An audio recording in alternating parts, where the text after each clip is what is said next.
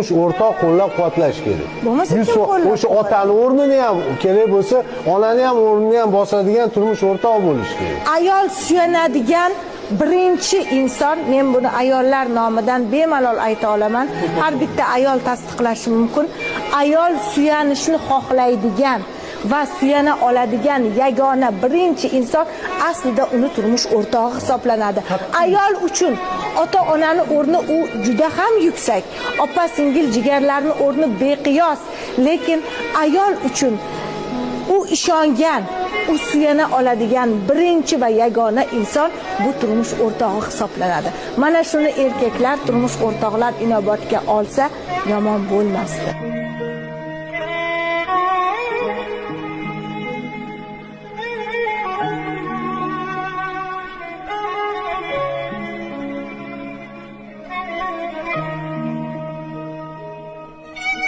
Thank you.